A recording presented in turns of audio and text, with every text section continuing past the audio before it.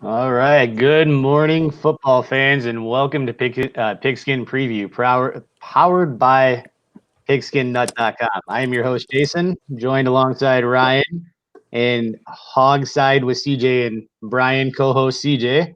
How you guys doing today? I'm good, man. It's Sunday, fun day football. So Yes, sir. Ryan, Yeah, I mean the weather's keeping up. Um, should be nice outside, man. Just great day for football. it is. Any day football's on, it's a great day for football, in my opinion. Here, Mhm. today we'll have a special guest at the top of the hour, Zach. He is our resident Miami Dolphin expert or fanatic. He'll actually be telling us a little bit about a video breakdown he did of Kyler Murray and his style of quarterback play. Good stuff. Check that out on pigskinnut.com. We're trying to get bigger.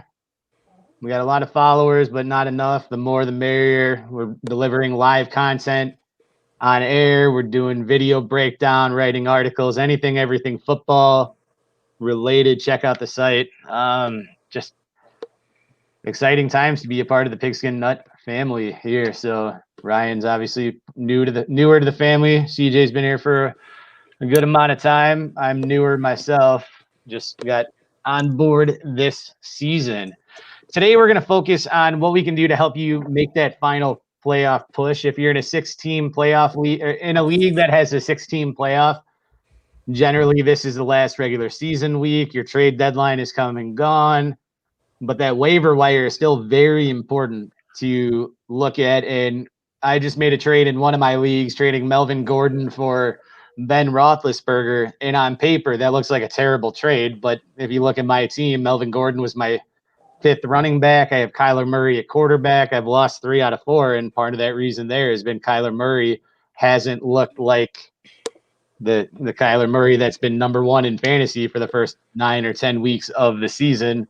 So that's some of the stuff we'll do here on Pigskin Preview. We'll break down some lineup decisions and go from there. Let's what are we gonna start and talk about today? Let's not be torturous for Zach and talk about the Dolphins before he comes on.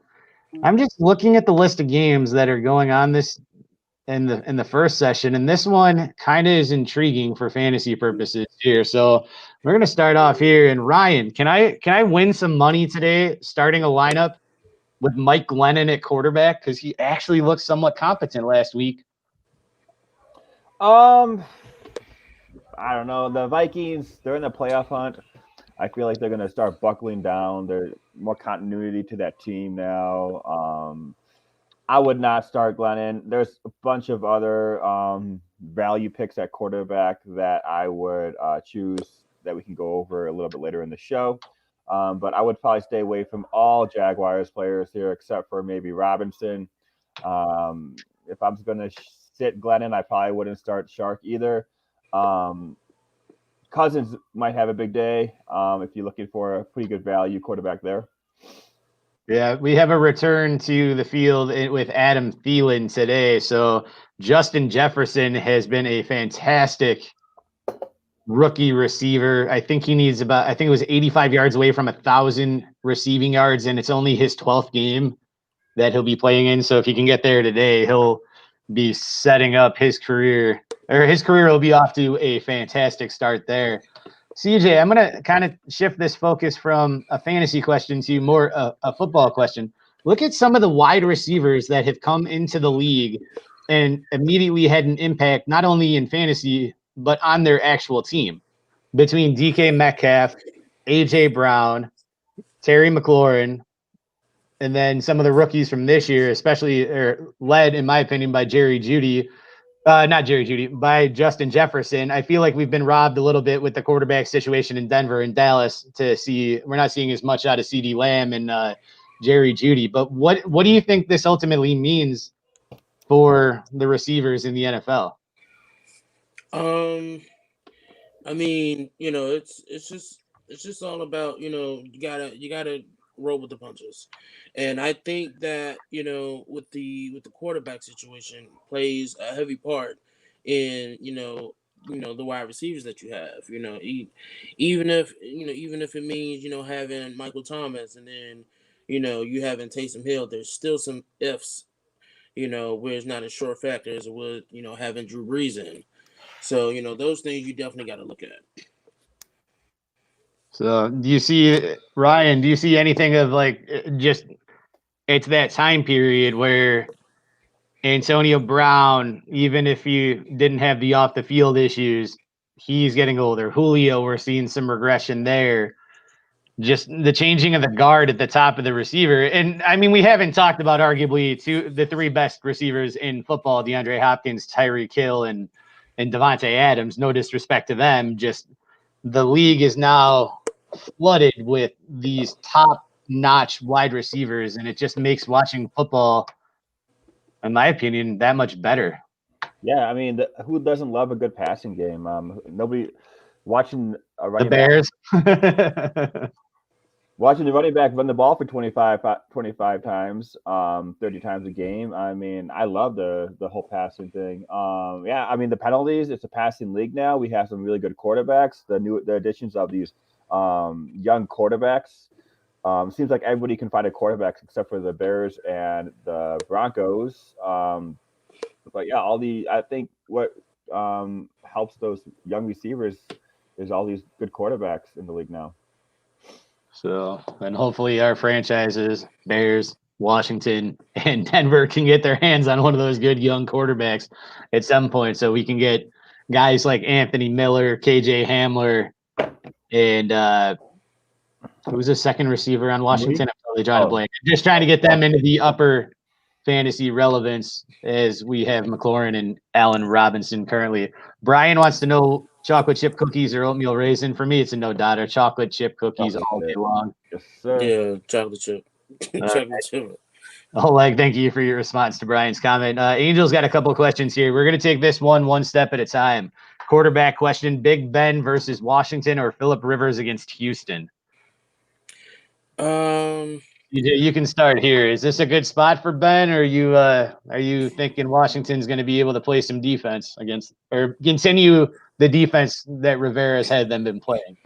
So I'm going to say this, and without trying to sound like a homer, but the one thing that I've seen throughout the season with this Washington defense is that every quarterback that they have came against has had some issues with actually getting the passing game involved, which the offense had to go to their running game, which we have definitely improved at. But honestly, I think it's a up in the air question.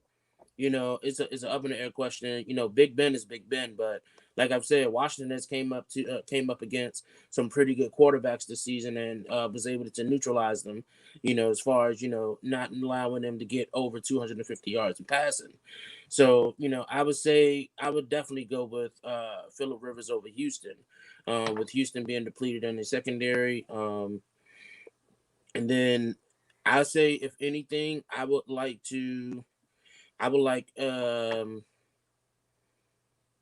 Hunt versus Tennessee, or let's continue. Yeah, let's just continue with the quarterback question here. So you're going with Phillip Rivers against Houston. Yeah, Phillip Rivers versus Houston. That's my lean there too, because just I look at the standings here. Tennessee's got a game with the 8-3 Cleveland Browns today, where Indianapolis is playing the 4-7 Houston Texans. So by the end of today, you can see a tie ahead of the AFC South division between the Indianapolis Colts and the Tennessee Titans there. And Phillip Rivers, he just gets it done getting to the playoffs. In the playoffs is a whole nother story. Ryan, yeah. Do you like either of those guys for DFS? Yeah, I mean, I do. Well, I think the center Pouncey's out for the Steelers. So I think that with that, and also I love the way Gibson's been running the ball. So I think there's going to be a lot of time off the clock on Washington's offense. So I would have to agree with you guys. It's a close one. I can see where you're struggling with that question for sure. And I'm not saying this is great, but I would go with Rivers as well. I would just make it a collective agreement and go with Rivers as well. But Ryan, can either of those guys jump into a DFS lineup there? So Angel can go ahead and start Rivers and feel good about that for sure. DFS. Yeah, Cousins has good value. Actually, both of them have pretty good value. They're in the middle of the sevens, projected to get almost 20 points. So yeah, I would say both of them would be pretty good value. I wouldn't pick those up on my DFS. I like Trubinsky today, but we can talk about that later. All right, thank you for that, Ryan. And then two of these three for Angel. And Angel, if you remember, was the winner of the first round, the first quarter final against Adam this past Thursday for Pigskin Nut Trivia. We'll be back at 7:30 Central Thursday, December 10th. We got 4 more contestants vying for 2 spots in the semifinals. We're still waiting for the rest of the active inactive list, but here, Angel, you want to know, should he start Chase Claypool against the Washington football team, Kareem Hunt against Tennessee, or Devontae Parker against Cincinnati? And I'm just looking at the active inactive here. I don't see anything. You know what? We're going to bring Zach in right now. Zach? Yes. All right. Welcome to the show, Zach. We got a question here. I haven't seen an active inactive starting a quarterback for Miami today. Is it Tua or is it Ryan Fitzpatrick? From what I've seen, Tua is getting the start today.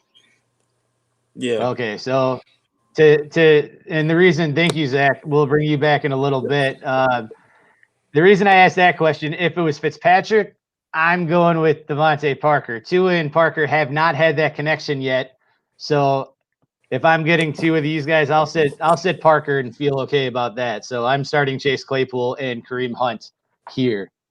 What do you guys think on that? I don't know, man. I don't know. I want to say Hunt and Parker, and and this is so. You're sitting your guy Claypool. Wow. Yeah, listen. It was very hard for me as I seen this question. I had to like keep replaying it in my head, and I like Claypool, and I just think that I don't know. I think that it's possible for him to actually show up and show out. Because there's going to be a lot of eyes on Juju Smith-Schuster and Deontay Johnson. So Claypool should be able to get away there. So, but I also like Parker, against Cincinnati. I also like I like that matchup. I would take Angel. I'm willing to wager here that you have a. Go ahead, Jason. All right, go ahead, Ren. Oh, you were frozen for a little bit. You're still kind of frozen. That's all right. I would take Parker. And then for me, between Claypool and Hunt, Washington has a pretty good secondary. I think they only allow the 3rd fewest fantasy points to receivers. So I would probably go Parker first. And then do you need a running back? Yeah, I guess you probably do. One's flex, one's running back. No, it just says he needs 2 guys. Yeah, he said he just needs 2 guys. So and then the play Tennessee, Amari Cooper. Tennessee has been giving up a lot of fantasy points for their running backs, so I would probably go with Parker and Hunt. All right, it looks like Amari Cooper versus Baltimore is also in consideration for Angel here. I still don't trust the Red Rifle Rocket with Andy Dalton. I know he had a big game on Thanksgiving, but Baltimore's defense is a couple steps above where Washington's defense is right now. So, all right. Thank you for the questions there, Angel. And good luck to you Thursday, or a week from Thursday, when he will be in the semifinals of Pigskin Nut Trivia. All right, a game we've kind of gone into slightly that I want to go a little bit more in depth with here is the Cleveland Browns going against the Tennessee Titans. That'd be Ryan. Tell me who I can go with in DFS in this game. I mean, I know there's many. I'm sure there's quite a few options, but let me know your top 1 or 2 guys from this game. Well, if you're gonna get a good player, they're gonna be expensive. I don't see any great values here. Derrick Henry's expensive. AJ Brown's expensive. Kareem Hunt's not that expensive, but I suspect Chubb's going to get over 100 yards. He's expensive. I would probably stay away from both quarterbacks. I think it's going to be a running game. I don't see a really good value for either of these teams for DFS. Yeah, All right. he took the words right out of my mouth. It's definitely going to be a run-heavy game. So I saw a prop bet of 22.5 carries for Derrick Henry. So might be an overplay there. 6.5 receiving yards for Derrick Henry was another prop, which those always make me laugh. You're like, oh yeah, he's got to get 7. Then you're like, oh, are they going to throw him the ball? But I'm leaning towards him getting a couple receptions to get to 7 yards because he needs to be on the field in crunch time. You can't be at a 3rd and 5 and take him off the field because he's not a viable pass catcher. When your offense is predictable based on personnel, then you're giving the defense an advantage potentially there. So Jarvis Landry might be the only receiving option for Cleveland or pass catching option for Cleveland that might be worth something in DFS today. Season-long leagues with players like that, you just got to continue to go with what brought you to this point if they have pretty good matchups. And you can still see that the total for Vegas is 53 on that game. So that's a pretty high total. So they're going to score. So it could be something where between the 20s, you see a lot of rushing and then boom, short field, play action, passing, touchdown or 2 on each side. Steve says, morning, fellas. Good morning, Steve. Almost afternoon for him because he's over on that East Coast. All right, we moving right along here. I got a couple of fantasy questions for you guys. Jonathan Taylor, do you think he's finally going to start paying off in season-long leagues with people that drafted him high? He had a big game 2 weeks ago, sat out last week with exposure to COVID. He will be back this week. He's got that matchup against a Houston rush defense that gives over 5 yards per carry. I know we already talked about like Phillip Rivers, but let's talk a little bit about Jonathan Taylor and other Colts options in DFS, which we have another big total here of 50.5. But remember on Thanksgiving, you saw the Texans put up about 40 points on Detroit, different style defense there, but the Houston Texans offense can score. Yeah, I mean, I like Pittman. He's a good player for that. For the running backs, which running back would you take? Taylor or Hines today? That's kind of a toss-up for me. I would go with, if you were wanting to get a running back for DFS, I'd probably go with the cheaper option. I'm not sure exactly who is cheaper, Taylor or Hines. So if you were going to try to get a running back on DFS for the Colts, for me, it's a coin flip between Hines and Taylor. So I would probably take the cheaper option there. Besides that, I would have Pittman and Rivers probably throwing all day. Yeah, that's about it I see for there. Trey Burton's a good pickup maybe for a cheap tight end. Hilton kind of is bringing his way back into the fantasy relevancy. I would look for maybe T.Y. Hilton to do something. Yeah, I mean, if we're on board with Phillip Rivers, do you think there's a Rivers Taylor Hilton stack?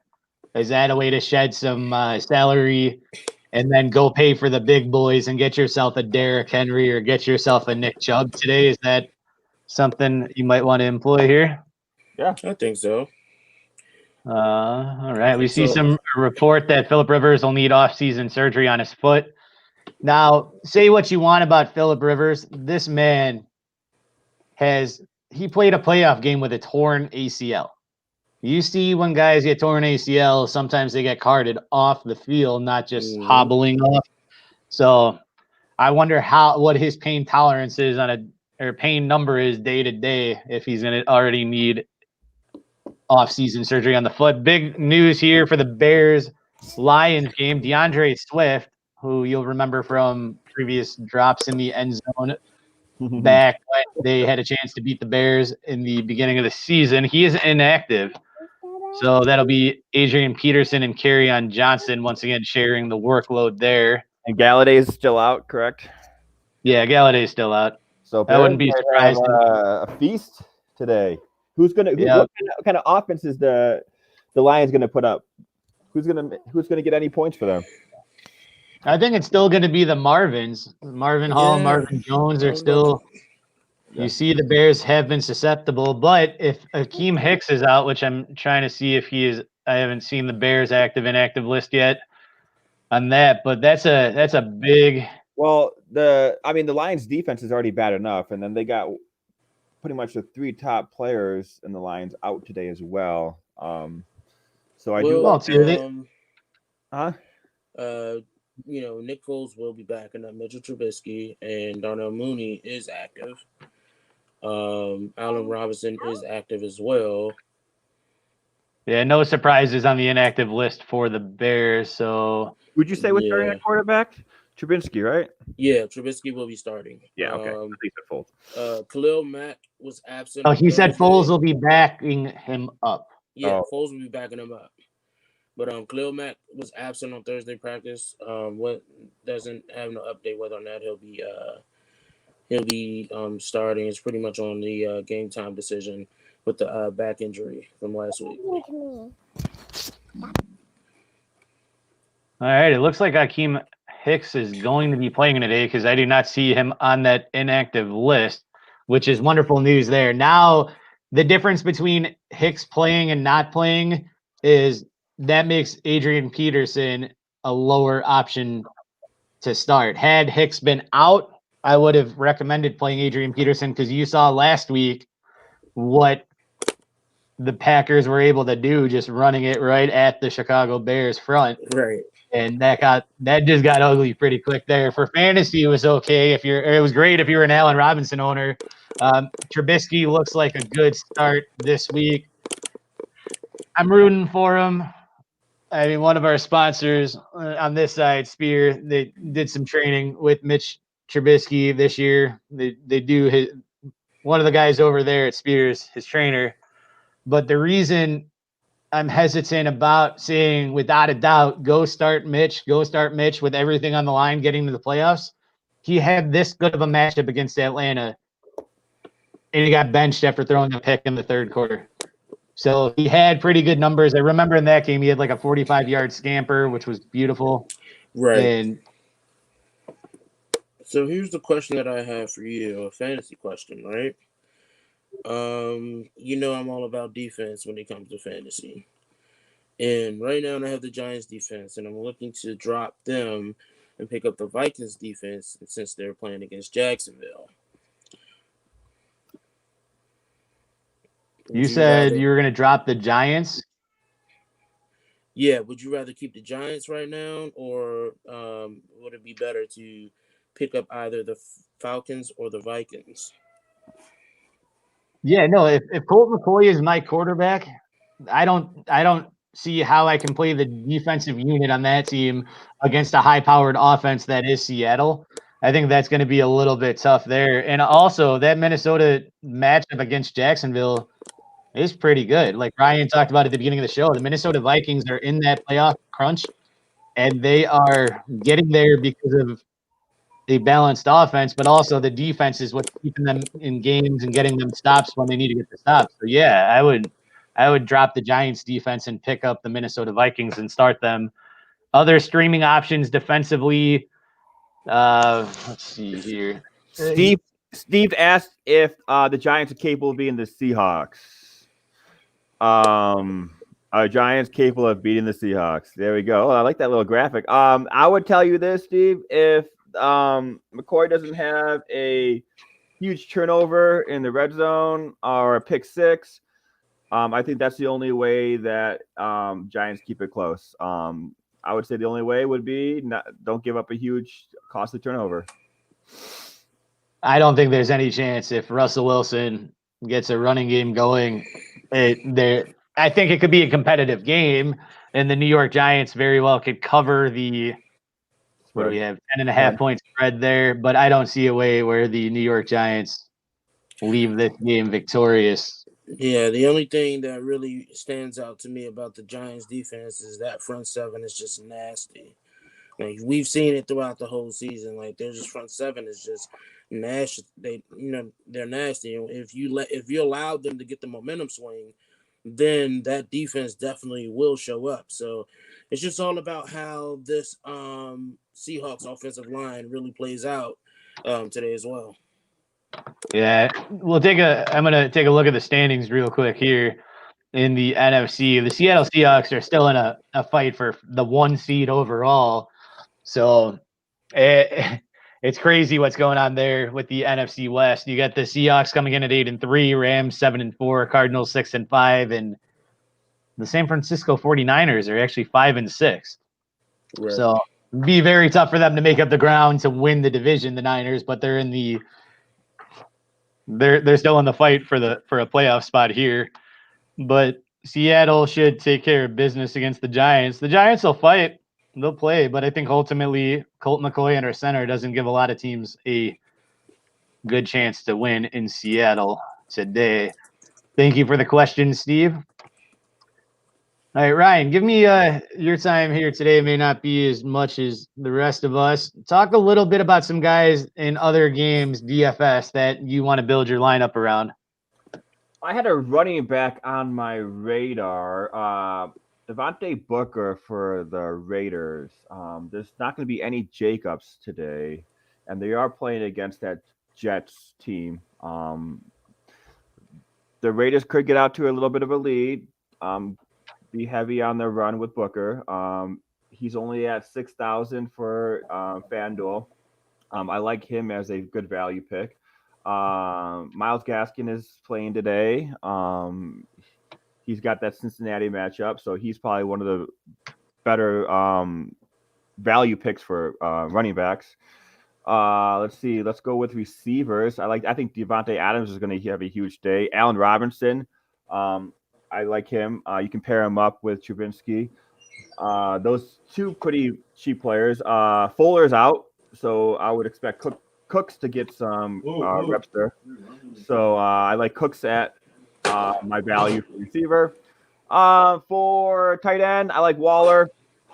TJ Hawkinson seems to find his way in the end zone a lot lately. And then for my defense, I would go with the Packers all day against that Philly team. Awesome. Thanks for the information there. I got a couple questions. Jordan Akins, is that a guy, if I'm trying to get cheap at a position, I can target the Houston Texans starting tight end without Randall Cobb, without Will Fuller, without Kenny Stills? Someone else has to catch the ball besides Kiki Kute, Brandon Cooks, David Johnson. Or do you think Duke Johnson might split out a little bit? I think that was the original vision of this Houston Texans offense when they had Fuller, Cobb, Stills, Cooks, Johnson, Duke Johnson. So is Jordan Akins anything? I know he's coming in pretty cheap. Yeah, he is. If you're gonna go with someone cheap like that, I would go with the tight end for Tennessee. What's his Anthony Firkster? Yeah. I would probably, if you're gonna look for a cheap option there, a good value pick there, I would go with him. Okay, yeah, could be a red zone target there for Ryan Tannehill in the absence of Jonnu Smith. So make sure you got Smith out of your lineup. So we have a question from Heath. Thomas or Debo for PPR? I'm having trust issues with Thomas and Taysom duo. Whew, that's a tough question there. I'll start off by saying, here's how I'm going to start this. The next touchdown pass by Taysom Hill is going to be his first. So now we've seen him in limited duty. Obviously, when Drew Brees is healthy, it's hard to have Taysom Hill come in the game to throw a lot of passes. I don't know, they utilize him however they do. But with this, Michael Thomas is just sliding down and down and down, and just the offense doesn't look the same. The defense, running game, Latavius Murray for me with the Saints gets an uptick here. So I'm gonna take it a little safer and go with Deebo Samuel right there, Heath. Thank you for the question. I mean, you guys feel free to jump in and answer that as well, but I'm going with Deebo. Yeah, Deebo plays Buffalo and Michael Thomas plays Atlanta. And you guys know how I feel about these division games. It just seems to be more competitive and aggressive, than any other regular season game. So, but actually there are experts that says that Debo is looking to come out on top, between these two players, with the 56% overall for Debo. So, but honestly, I think with Debo, being the guy that he is, and with the matchup, I think you will be on the safe side with Debo right now. Yeah, and then I wanted to go back and say something. Ryan, did you want to add anything on the Debo Michael Thomas? Yeah, I got Michael Thomas all day on this one, guys. What you guys are saying is smart. I like it. I have Michael Thomas as a top 5 receiver this week.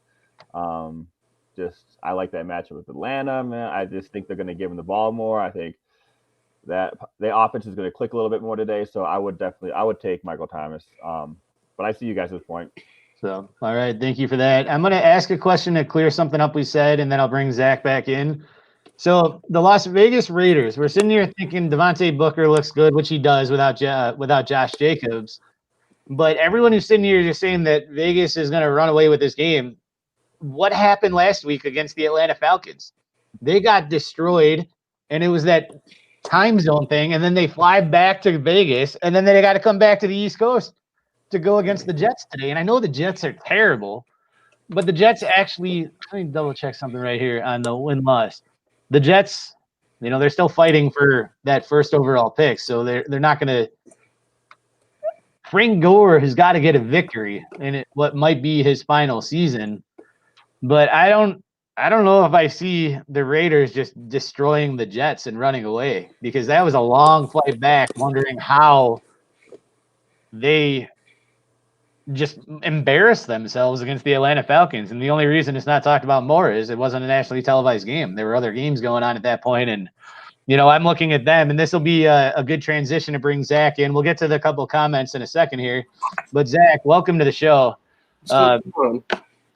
Now I'm looking at the standings here for the AFC. Currently listed in 8th place are the Raiders. Yep. Tied with the Ravens, a game ahead of the Patriots. Yes. I don't see a single way that the Raiders are going to make the playoffs over Baltimore or New England, if they have something to say about that. But at first glance, what are you thinking out of the Las Vegas Raiders right now? So I'm glad that you started there, because that was kind of like my first thing. I think, honestly, the Raiders are going to fall short. I think we saw what they are last week. They totally got exposed and just dominated. I think Baltimore is the team that you really have to keep an eye on. I don't know that New England even has enough. I mean, Bill Belichick's there. We know what they are historically. But I don't know if there's enough with Cam Newton in that defense for them to climb that hole. I mean, you have to hope for Miami to totally fall apart, which historically is possible. But the way they're playing right now, you have to have a lot for New England to come back there. I'm watching Baltimore personally to jump up in there and maybe make that run. I think Edelman is going to be back for the Patriots soon. Which that would be good if Cam Newton can get another weapon. At least Jacoby Myers and Demetrius Byrd have looked – or Myers has looked very good in this system with Cam Newton. But looking at the Patriots' schedule the rest of the season, it's not very good. It's not very easy. I can't sit here. If they lose today at the Chargers, I find it hard to believe that they're gonna, because then they'd fall to 5-7. I don't see them even getting to 500 when they still play at the Rams, at the Dolphins, versus the Bills, and then a cookie at the end against the Jets. So must win. Isn't it weird to hear a must win for Bill Belichick and the Patriots? It must be the year 2020. I love it. Hey, Jason, before I leave, can I answer John's question? Yes, you can. I'll let you guys go at it. Right. Well, I'll ask the question and you answer first. All right. So he wants to know in a full PPR, he's got 3 options here. Zeke against Baltimore, David Johnson against the Indianapolis Colts, and Austin Eckler, who's playing against the New England Patriots. I'd go with Elliott and Eckler. I mean, that's a no-brainer for me. What if it's just one there? So I'm thinking that's just one. Well, yeah, he said he also have Eckler. So if you already have Eckler starting, then I'm going with Elliott.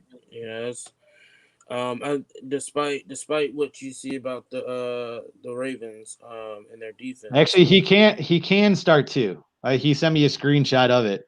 So he's currently got Elliott and Eckler listed there, and then Brandon Cooks is in his flex. I'm keeping flex. I'll keep. Yeah, I think I like the way he has it. I know Balaji is coming back, but it seems to me that they established Eckler as the number one there. So I think that Eckler is a must start. If you be debating between Cooks, Elliott, and Johnson, I like Cooks in that flex still. You can leave him there, and then I would probably take Elliott as well.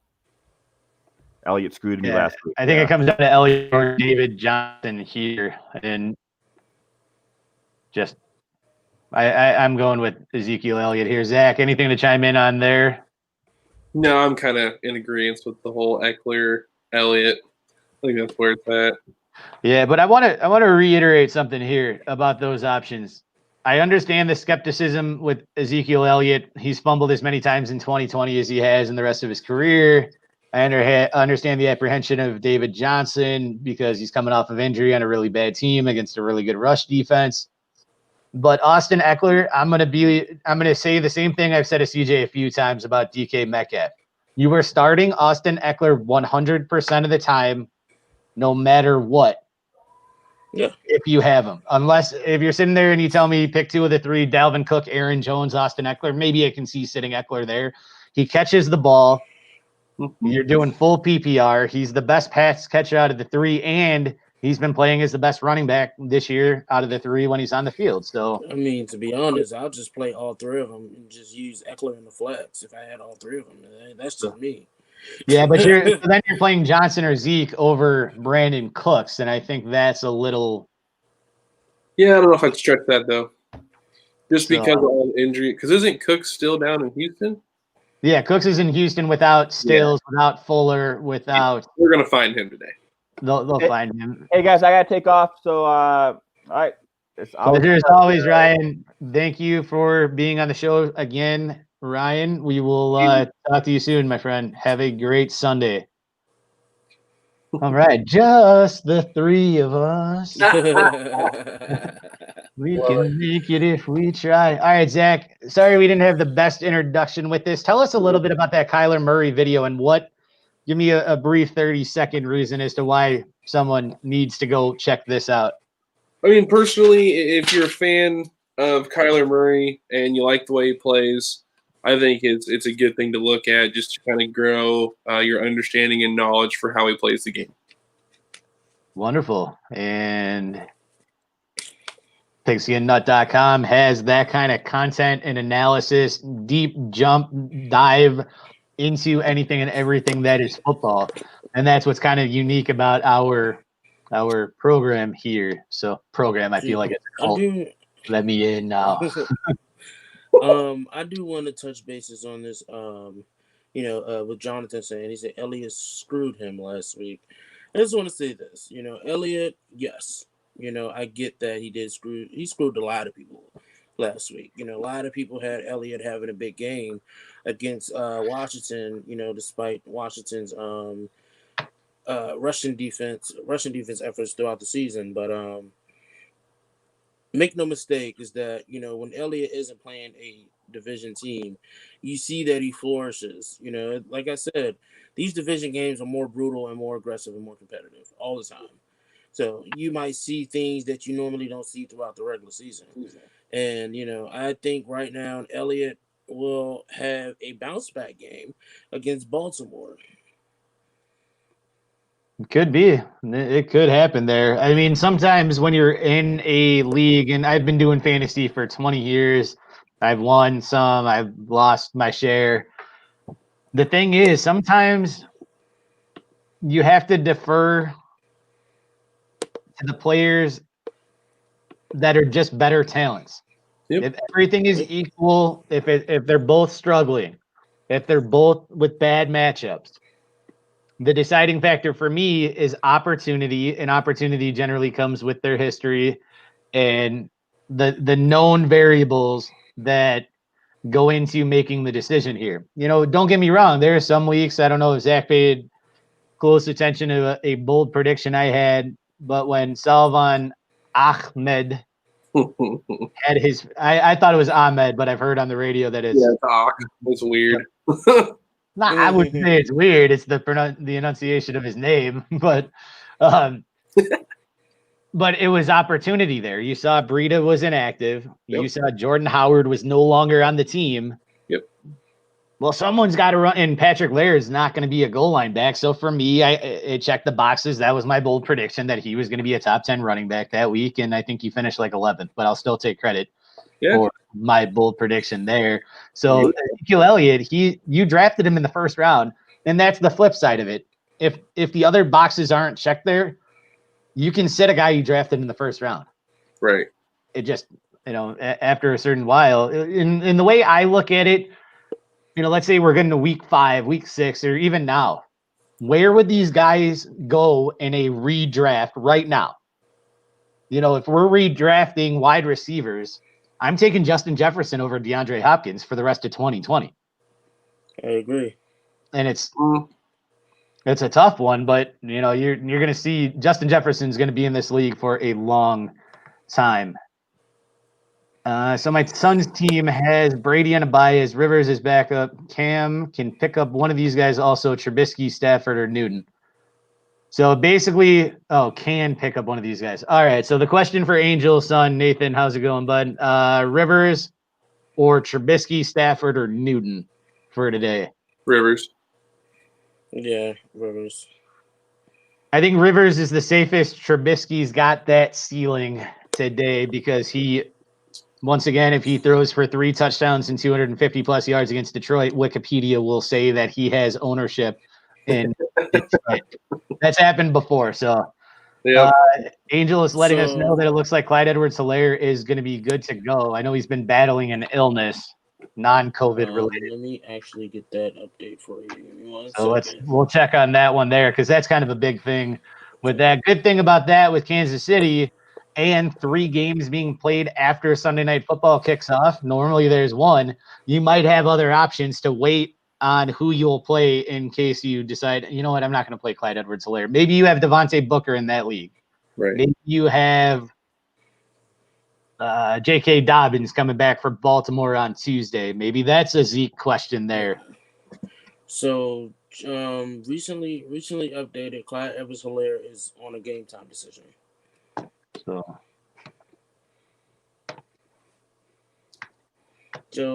right. So he said GTD and not good to go. All right. So he is a game time decision. Thank you, CJ and Angel, for that. That's why Ryan was asking Jerry Jeudy, Clyde Edwards-Helaire, or Christian Kirk. Ryan, for you, I think that's pretty simple. Start Kirk, and if Clyde Edwards-Helaire plays, if not, play Jerry Jeudy. I agree. I think it's easy there because Denver is playing Kansas City tonight. So I have a bit of a dilemma here, right? So Mike Evans is in a bye. He's on a bye right now, and I have the only wide receiver I have on my bench is Jerry Jeudy. But in the waivers, is Crowder, Slayton, Mooney, and Williams. Mike Williams.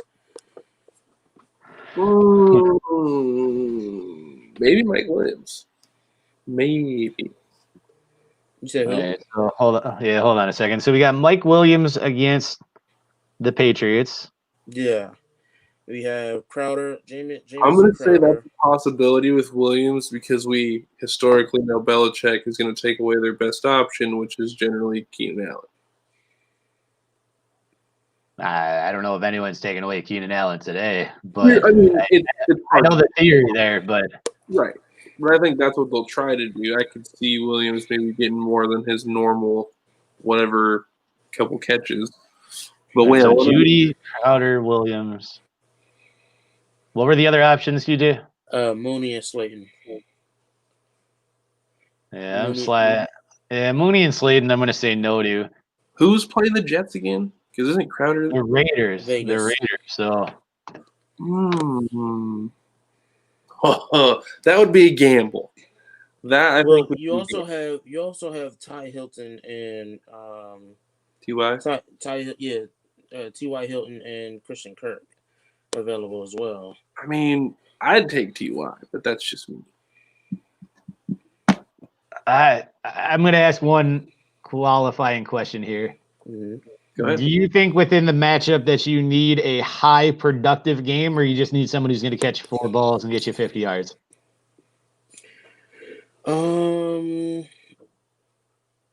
Because the guy who's going to catch 4 balls and get you 50 yards, that is a baseline, is Mike Williams. If he gets in the end zone, then you're hitting there. If you need to hit a home run with this one, Jamison Crowder might be the guy. Mm-hmm. I have Keenan Allen. I have Keenan Allen on my lineup, and I have Amari Cooper. Yeah, I'm going with Crowder here. If you're not feeling good about Judy,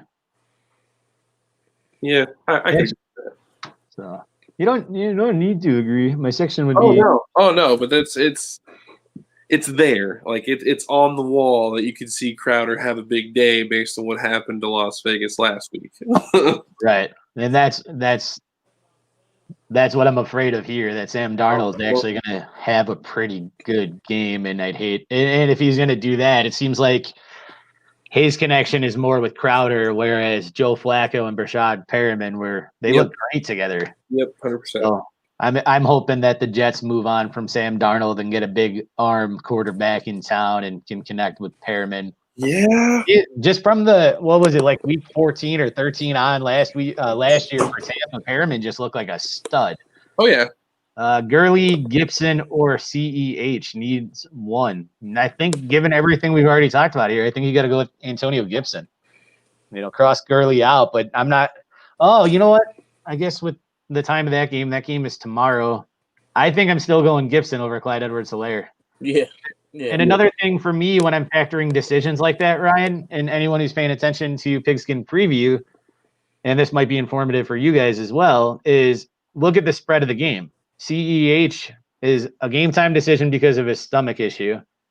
If they get off to a hot start and they're rocking and rolling, this will be a Le'Veon Bell game. Yep. So that leaves me Antonio Gibson because they're in a dogfight with Pittsburgh and there's no Bud Dupree. And we're going to see what that Pittsburgh Steelers defense is made of. When you lose one of your best players, there's an adjustment period. Is Pittsburgh still a top 5 defense and one of the best in the league? Hands down. They'll find a way to recover. But they're just not going to be – it could be a between the 20s thing. They might hunker down in the red zone. You'll see that with the Bears defense when they're playing right. They'll let you get some yards between the 20s, and then they'll hold you to a field goal. And that's what I can see Pittsburgh doing tomorrow against Washington and then for the rest of the season. Alrighty. Bend but not break. Yep, exactly. Great. I need to start too. Gibson, Elliott, Sanders, and Montgomery. Whew. Man, sometimes it's easier when one of those guys is out with an injury. Oh man. I'm thinking Zeke is out for me on that one. Zeke is gone. He's not in my top 2 on that one. If you're looking for the best 2 options there, with collectively looking at everything, I'm playing Montgomery and I'm playing Sanders. And I'm playing Montgomery in this one. You saw that run against Green Bay. He came out of concussion protocol. So I like when guys come back from concussions versus a muscle or soft tissue injury, because yes, you never want to see anybody get a concussion, but there's no re-injury likelihood. It's less likely for David Montgomery to have another concussion than it would be for, let's say, Deebo Samuel to re-aggravate his hamstring. Right. So Gibson, I can understand if you want to go with him, but I would do that with Montgomery over Sanders. I think Montgomery is the one that you have to play in this out of those 4 for sure. So it just sucks to me thinking to sit Gibson right now. He's been on a hot streak lately, Well, who do you got in your flex? There is no flex in this. I'm in the Yahoo. Okay, no flex. The Yahoo Archaic League.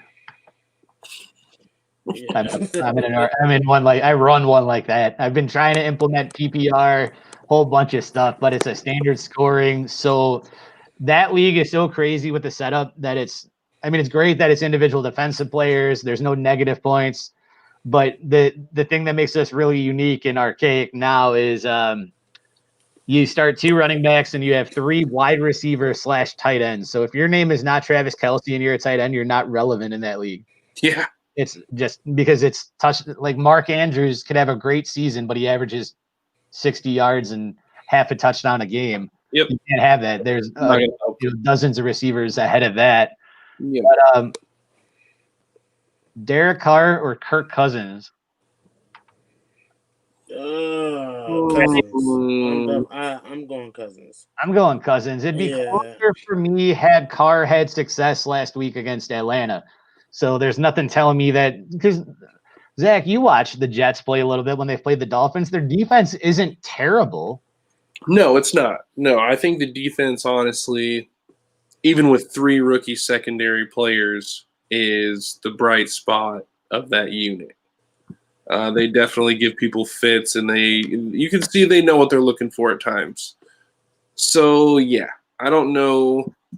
It's hard for me because I expect Derek Carr and John Gruden to get back on track.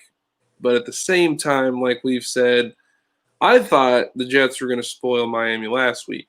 So that was my bold prediction. I took that. And they looked good. And then Darnold made one bad play, and it just kind of spiraled. Well, I think, if I remember correctly, I'm not 100%, so don't kill me on this, but I believe right now they lead the NFL in 7 straight weeks of an opening drive with points scored. The Jets do.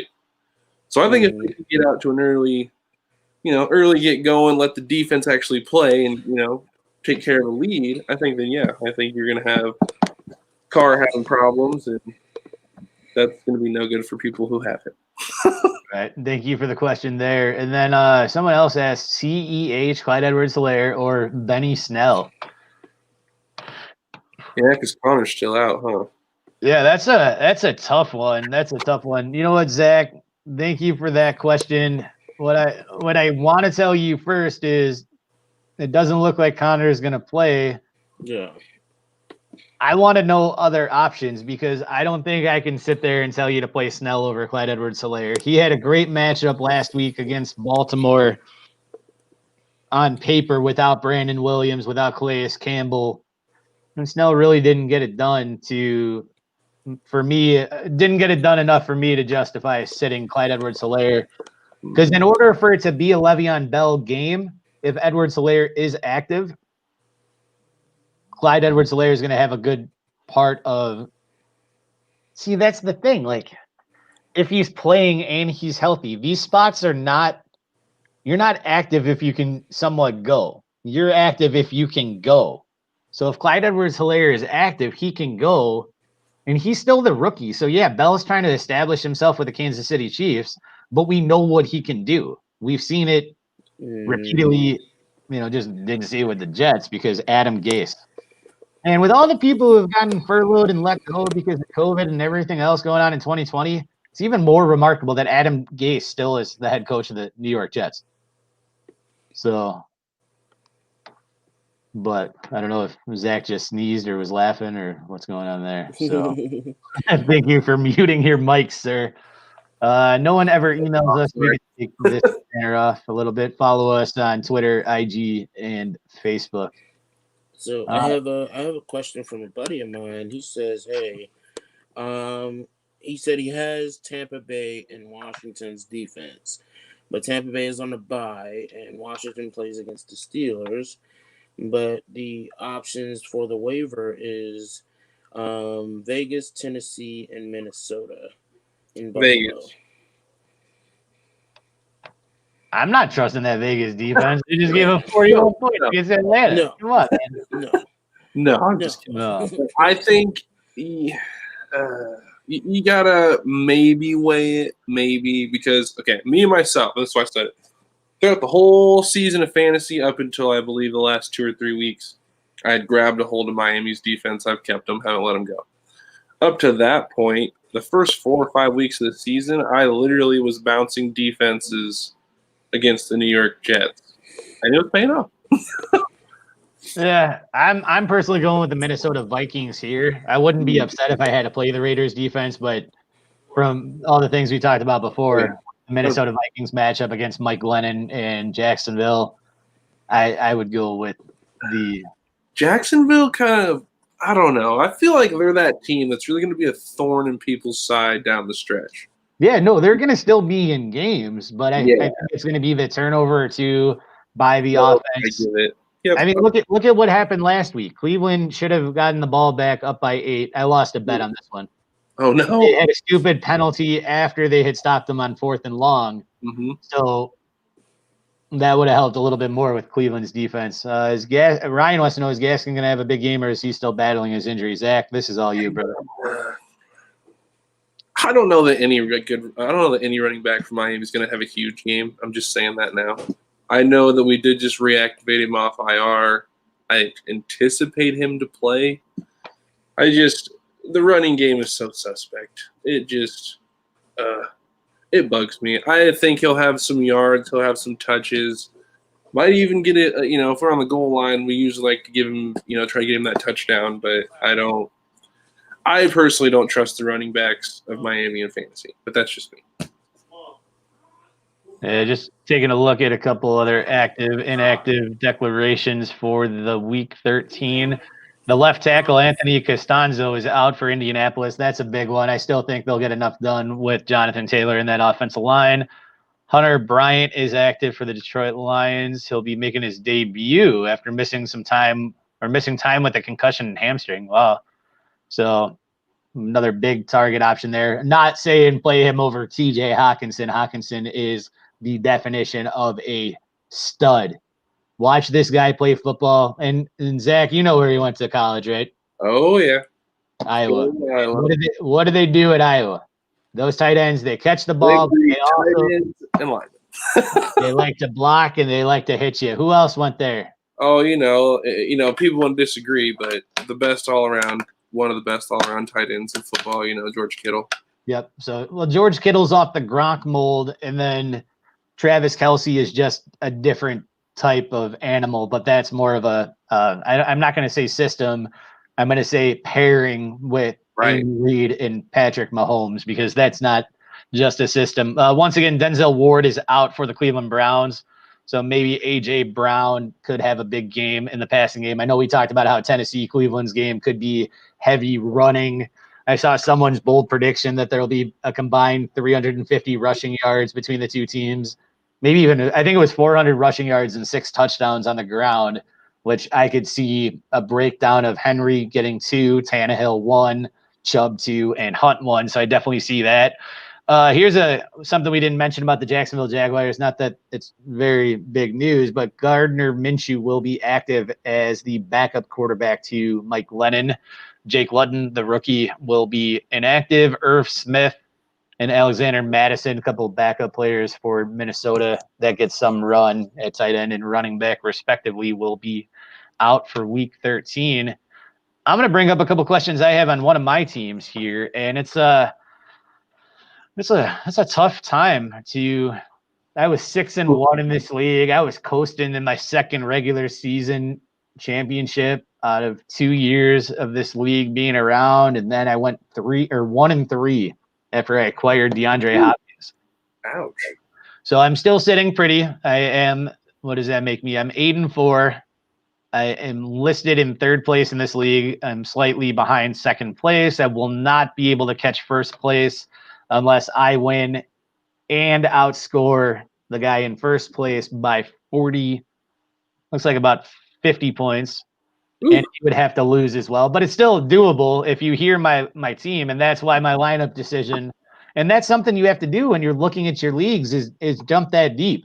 There are guys who think they could make the playoffs that aren't doing things, or guys who aren't going to, or teams that aren't going to make the playoffs in fantasy that think they're going to, vice versa there. So here are my questions. I'm going to start with my quarterback situation. I'm having issues trusting Kyler Murray right now. Oh, yeah. It's a tough matchup with the Rams, so I was able to make a trade for Ben Roethlisberger. I don't have to decide on that one yet because Murray doesn't kick off for about 3.5 more hours, and then obviously Big Ben plays tomorrow.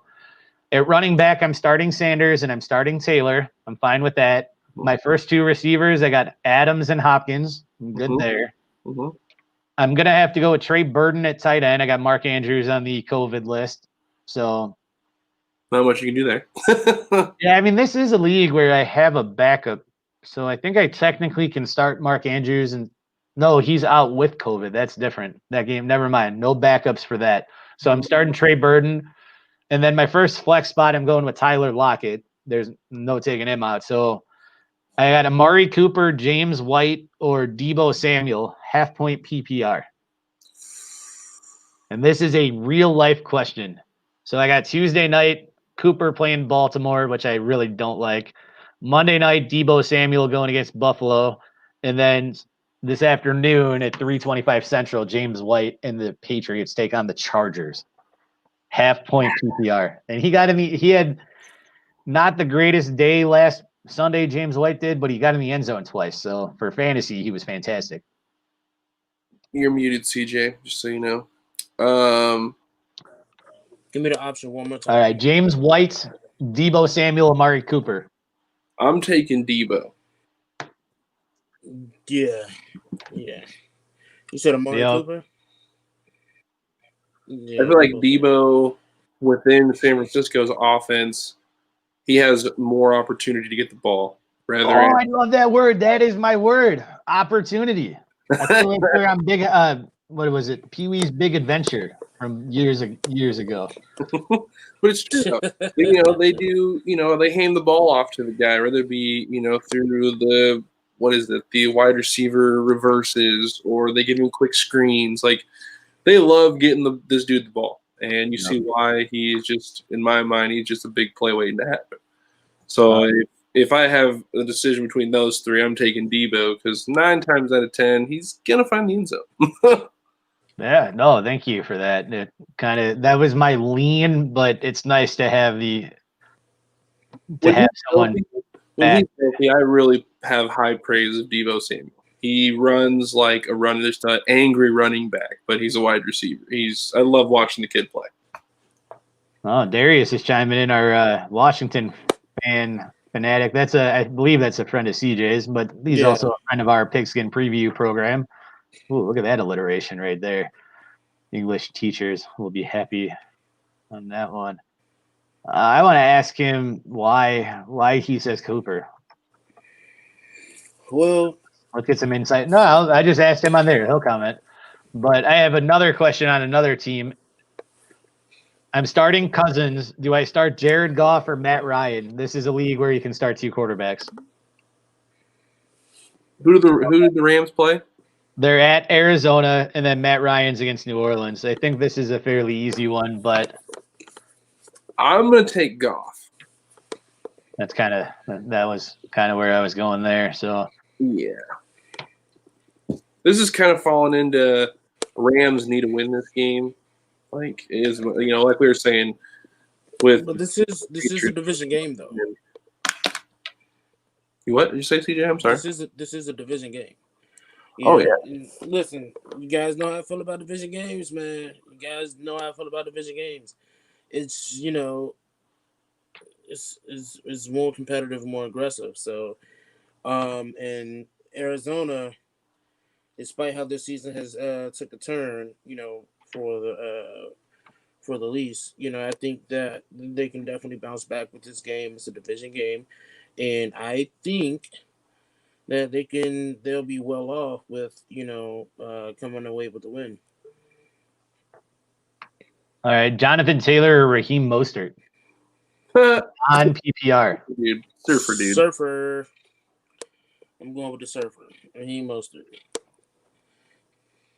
Yeah, that's kind of where I'm leaning, and this is a must-win matchup there as well. I hate having the must-win on the last week of the regular season in leagues. That means I'm doing some things wrong in this league. I'll tell you exactly what I did wrong. I traded Russell Wilson in the offseason, figuring I'd be able to go get myself another quarterback, and that leads me to a quarterback question that I'm embarrassed to say, even if only the 3 of us hear this. Cam Newton or Derek Carr? Ooh, everybody else? Now, mind you, with this one, there's no negative points in this league. That helps. So, man. I'll go to the waiver wire right now and see if there's something. But I was trying to acquire, oh geez, Okay, that's the season total, but that's a bad. That's almost like, might as well Who's see on, if he was who's out on, there. who's on the waiver wire? Yeah, I'm checking. Oh, well, based on projections this week. Oh, this isn't looking pretty. Yeah, Sam Darnold, Mike Glennon, Hey. Nick Mullins, or Drew Lock. Those are the 4 of the starters. Listen. Honestly, I'd take Carr. That's where I'm I don't leaning right know. now. You know what? Sam Darnold, he can do it. It just might be Sam Darnold's week. I'd rather be wrong with Carr, I think. For sure. For sure. Yeah. So, but the Mostert Taylor question was the serious one from that team. Let's see if I have any other ones. No, the flex were covered there. I got a question for you guys. Yes, sir. So this is kind of for myself. I'm kind of curious. I'm kind of stuck here, just because I've kind of seen it go both ways. So Berkshire, tight end for Tennessee, or am I starting Gesicki?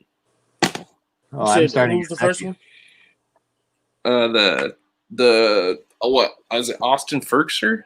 Anthony Ferkser, the backup tight end on Tennessee, but Jonnu Smith is out. But yeah, I'm starting Gesicki, and it's not even close for me on that one. Yeah, I'm definitely starting Gesicki. Do you have anybody on the waiver wire? No, I already had Gesicki and stuff, and honestly, Ferkser was probably the best waiver pickup that was available.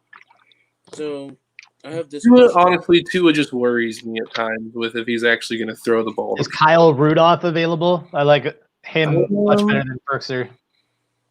I don't know. Let me look. And when you finish, I'm going to ask this question here, because I'm in a bit of a dilemma in this ESPN league that I'm in. Nope. No Kyle Rudolph. Is there anybody else that's in a waiver wire that might? Yeah, I would just go with Gesicki. I know it's frustrating to Tua, but from a non-biased standpoint, it's just he's part of the offense. When I look up and I see a cut in on the Red Zone channel pertaining to that game, I'm usually seeing Devontae Parker, Jakeem Grant. The only thing with Gesicki.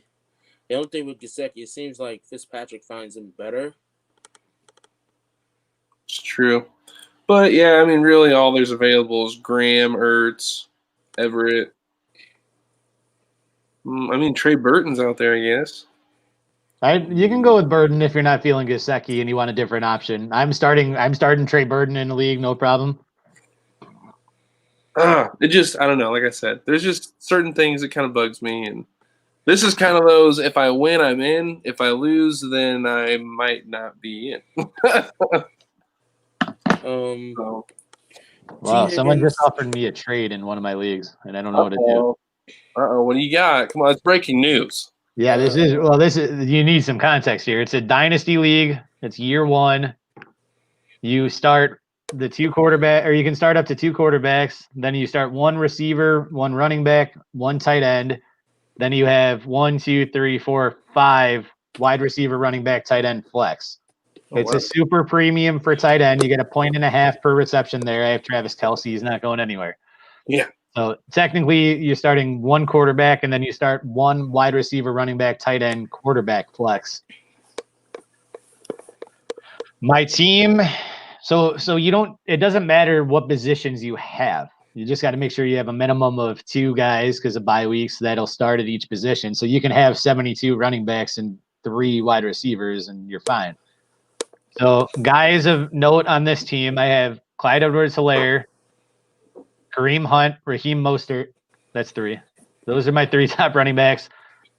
Cam Akers, Zach Moss. Those are my top 5 running backs. Okay. My top receivers, I have Christian Kirk, Cooper Kupp, Marvin Jones. I'm a little weak at receiver. Those are my starting lineup. And then on my bench, I have Rashad Perriman, Demarcus Robinson, Scotty Miller, Marquez Valdez-Scantling. The trade and I have 2 first-round picks from a previous trade that I made. Somebody just offered me David Montgomery and Latavius Murray for one of my first-round picks for next year. I don't know. I don't see Latavius Murray starting for me, so that's why I want to say no. Yeah. David Montgomery is a good fit, and I would start him over Marvin Jones. I would start him over Christian Kirk out of that. So I don't think that's enough to do it. No. Yeah, no, not at all. I don't think you're getting a significant enough boost. No, Sure. and that pick could end up being a top 5 pick based on what's going on there. So Right. I'm gonna say no to that guy. I don't think he's watching the show. But question: how y'all feel about Derrick Henry and the Tennessee Titans? I think he is poised for yet another game, another monster game here. So I'm a big fan of Derrick Henry. He just gets the job done. I love watching the guy. I actually drafted him in our league. He was, I think, my 3rd or 4th pick, and I have yet to not start him. He's been in my lineup all year, and obviously besides his bye. But besides that, he's so good. You probably could have started him that week, and it would have been fine. Still got some points. So I have a question for you guys: T. Higgins or Deontay Johnson? I'm going to tell you right now, I am not taking T. Higgins to go against Miami's secondary. And that's not biased. That's just – I like Tyler Boyd better if I had to take a Cincinnati Bengals wide receiver today. So I would sit Higgins. So, and this leads me to this, because if I plan on – because honestly, I don't trust Deontay Johnson against the Washington defense either. Washington is the number 1 passing defense. There's going to be a lot for Washington to take care of, though. I mean, you're talking about 3 guys that demand coverage. Well, you said the same thing about, they said the exact same thing against, Dallas, Yeah, but the Dallas receivers still got the job done from the fantasy perspective. Right. Amari Cooper had a big game on Thanksgiving. Yeah, but so I'm going with Deontay Johnson all day out of those 2. Roethlisberger finds that dude all the time. When you're like, hey, Roethlisberger's going to get sacked. No, there's a 5-yard completion to Johnson. Like, he's always finding Johnson. Because what my initial plan was, because I have Alvin Kamara, Myles Gaskins, and Antonio Gibson. And so I was thinking maybe I should just go ahead and just start the 3 running backs. But Kamara and Gaskins at running back, and then Gibson at the flex. Yeah, Gibson might. I should have written about him on my intro article to coming to PIgskinNut.com. I was breaking down top 5 rookie of the year candidates for offense, and I ultimately went with Cam Akers, and we saw the 64-yard run last week. Then I think it's the changing of the guard. I think Akers is the guy to move forward with in the Rams backfield, even starting today. But the thing about that is Antonio Gibson right now should be offensive rookie of the year. It's going to be pretty close. Justin Jefferson is going to give him a run for the money. Definitely. Justin Herbert's going to be right up there too. But at a certain point, if Minnesota gets back into the playoff picture, which we need to talk about that a little bit on the NFC. We talked a little bit about the back end of the AFC, but looking at the NFC standings, yes, I'm looking at 2 teams sitting at 6th and 7th. That what are they? The Tampa Bay Buccaneers and the Arizona Cardinals. I mean, easily. They're just, I don't know. The 5 losses for Tampa Bay were New Orleans, Chicago, Los Angeles Rams, and the Kansas City Chiefs. So the Chiefs are an anomaly. They don't have to play great defense to fit the mold and make a quarterback look bad on the other side. But those other 4 losses for Tampa Bay came against very, very good defenses. And the Arizona Cardinals, I can sum this up in just one sentence. They go as Kyler goes.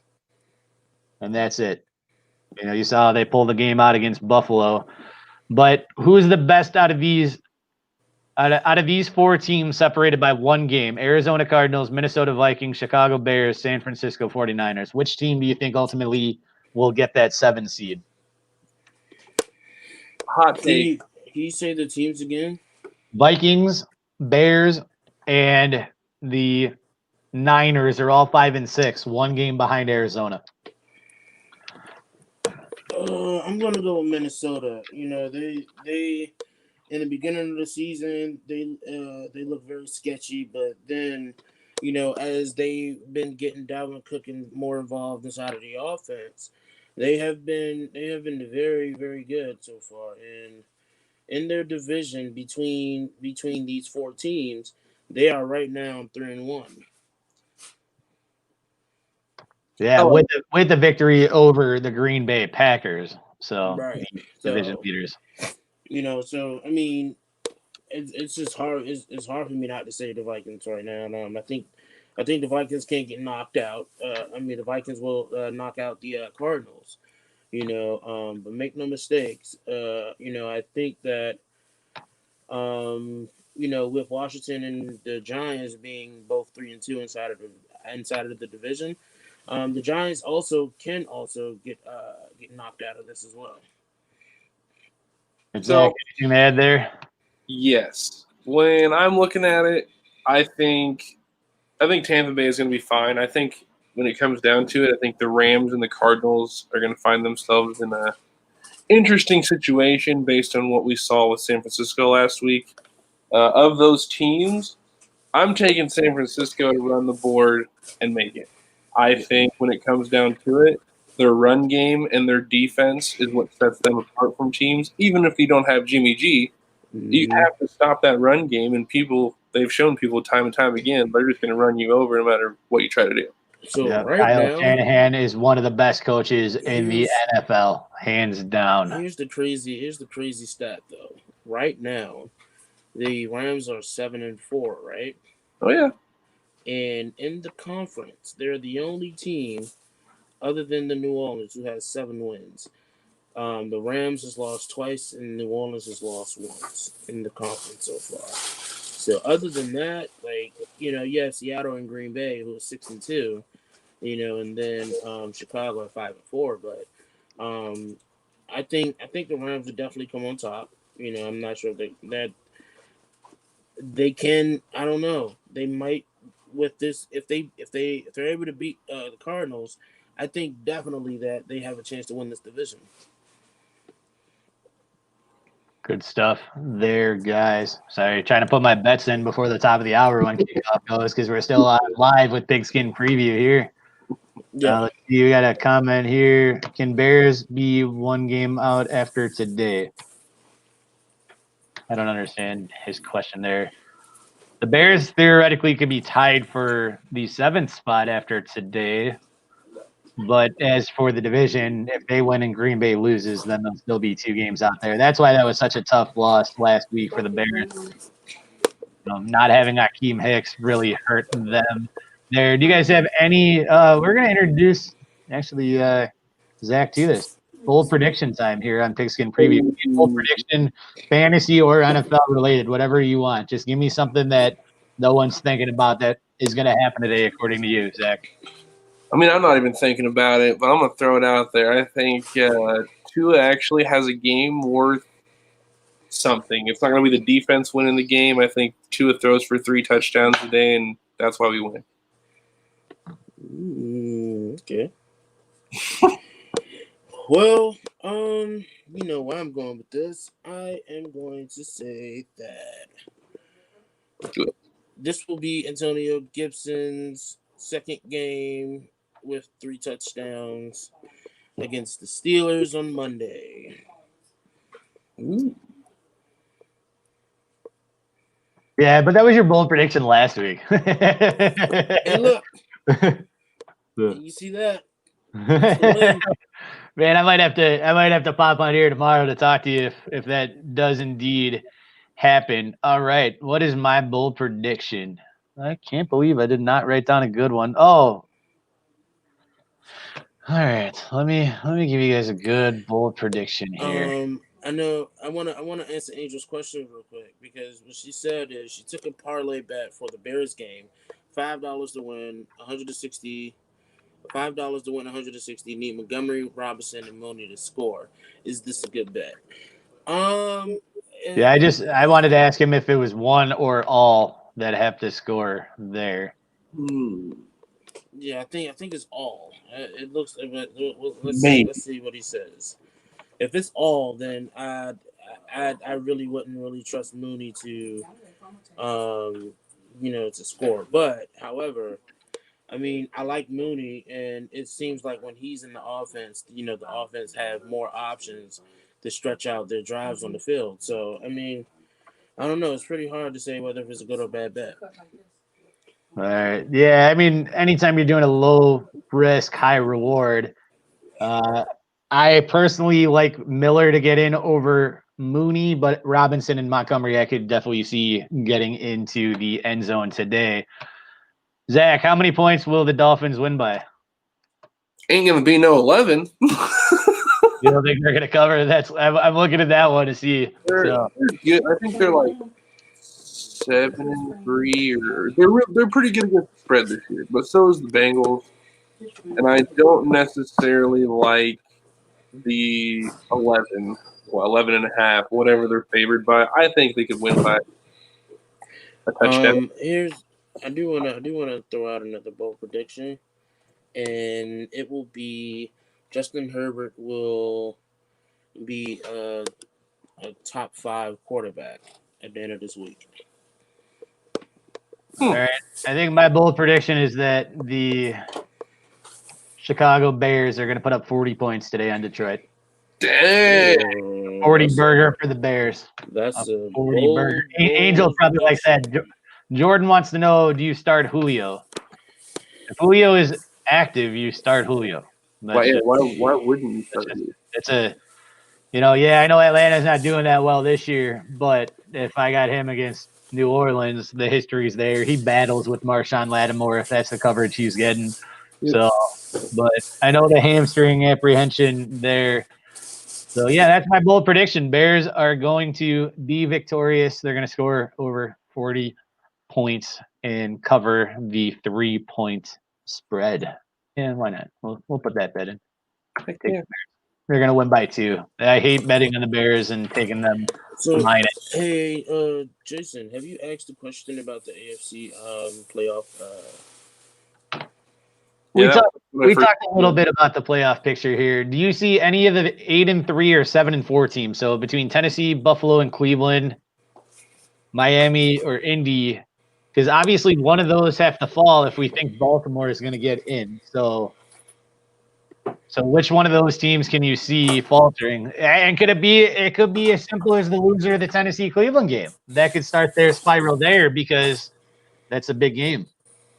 Yeah, I would say Cleveland, honestly. I think Cleveland is going to have something that derails their run here. And I think they're going to be the team that falls out and Baltimore sneaks in. So, yeah, one thing that I can say is that when Odell Beckham was out for the season, a lot of people thought that, this offense would slow down. And if you see that the offense has slowed down a bit, but they really relied on Nick Chubb and Kareem Hunt to keep them, at bay. And I don't know. I think that everybody else is looking for the Ravens to get in. I just don't think that this is the Ravens' year.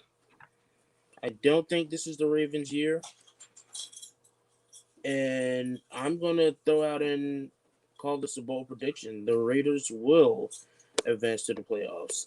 All right. I was trying to stop you before you got so bold there. The rest of the Ravens schedule, it goes as follows. Versus Dallas, at Cleveland, versus the Jaguars, versus the Giants, at Cincinnati.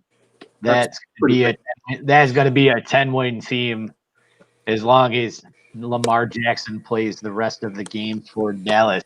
All right, Brian wanted to know Cousins or Matt Ryan. That's in a matchup. I gave him the right info. I told you, Kirk Cousins, I'm playing you, and I hope you lose, even though I gave you the right information here on PIgskin Preview. That'll do it for today's show. Enjoy football. Enjoy everything Sunday. Zach, thank you so much for joining us. We'll have you back again soon. Thanks, CJ, thank you as always. You were the man. Ryan, thank you. Everybody who contributed today, Angel, John, Brian, everybody else who commented, sent us texts. Thank you so much. Keep it going. We're trying to get bigger and better at this. If you ever have any feedback, let us know. You can find me on Facebook. You can find us. We have pigskinnut.com. go to our Facebook page and like us there so you can see when we're going live. CJ's got a show coming up on Wednesday, the Hog Side with CJ and Brian. Thursday, we'll be doing the second quarter, the third and fourth quarterfinals of Pigskin Nut Trivia. We got, I believe it is Zach against Brian. Different Zach, different Brian. And then the second quarterfinals for Thursday will be, what do we got? I got Michael versus Sean. So we'll have some fun with that. So for the entire Pigskin Nut family, I'm Jason Steinloff. Thanks for tuning in. We had a wonderful time. Enjoy your football Sunday.